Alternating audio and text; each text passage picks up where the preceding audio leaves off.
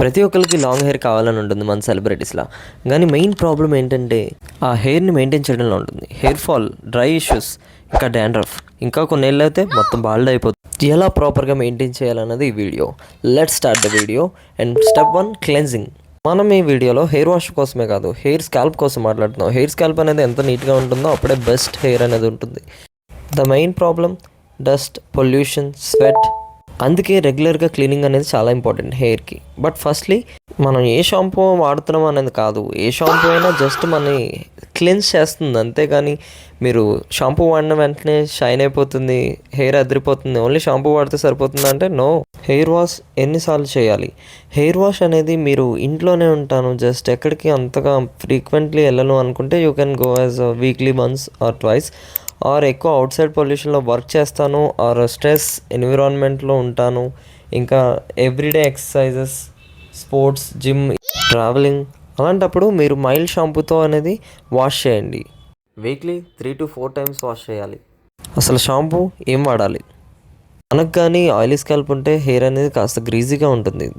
Use exfoliating shampoos అనేది use చేయండి. డాండ్రఫ్కి లేదా ఇచ్చినెస్ ఇలాంటివి ఉన్నప్పుడు salicylic acid, glycolic acid and tea tree oil అలాంటి షాంపూ బేస్డ్ అయితే యూజ్ చేయండి. ఎక్సెస్ ఆయిల్, డర్ట్ని కూడా రిమూవ్ చేస్తుంది స్కాల్ప్లో. ఇఫ్ నీ స్కాల్ప్ కానీ నార్మల్గా ఉంటే మీరు మంచి హైడ్రేటింగ్ షాంపూస్ అనేది యూజ్ చేయండి. నా రికమెండేషన్స్ వచ్చేటప్పటికైతే హెరిజోర్ షాంపూస్. ఫస్ట్ అయితే డాండ్రఫ్కి బాగా ఎక్సెసివ్ డాండ్రఫ్ ఉంటే కెటినాల్జిల్ 2% ఆర్ అదర్ ట్రీ షాంపూస్ అనేది యూజ్ చేయండి. అసలు హెయిర్ వాష్ ఎలా చేయాలి? హెయిర్ వాష్ అనేది మీరు జస్ట్ ఇలా రబ్ చేసేసి షాంపూ వేసేస్తే కాదు, దాన్ని స్మూత్గా ఫింగర్స్తో స్కాల్ప్ అనేది మసాజ్ చేయడం వల్ల అనేది బెస్ట్ రిజల్ట్స్ కనబడతాయి. బట్ 2 or 3 minutes అనేది స్కాల్ప్ మసాజ్ అనేది ఇంపార్టెంట్.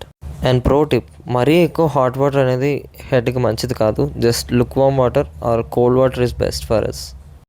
Step 2, conditioning. కండిషనింగ్ అనేది హెయిర్కి చాలా ఇంపార్టెంట్. హెయిర్లో ఉన్న ఎక్సెస్ ఆయిల్స్ అన్ని షాంపూ తీసేసిన తర్వాత హెయిర్ అనేది డ్రై అవుతుంది కదా, ఆ టైంలో మనం కండిషనర్ యూస్ చేయడం వల్ల shiny, silky and good moisturiser for hour hair. How to apply the conditioning అనేది మనం జస్ట్ షాంపూ ఆరిపోయిన తర్వాత కొంచెంసేపు వాటర్ అన్న ఫ్లష్ అవుట్ అయిపోయిన తర్వాత అప్పుడు we can use conditioner for hour hair. And conditioner అనేది రూట్స్కి అయితే కాదు, only for hair.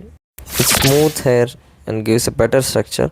And main thing 2-in-1 shampoo, conditioner అని ఉంటాయి. అస్సలు అవి మాత్రం బై చేయొద్దు, వరస్ట్ థింగ్ అది మాత్రం.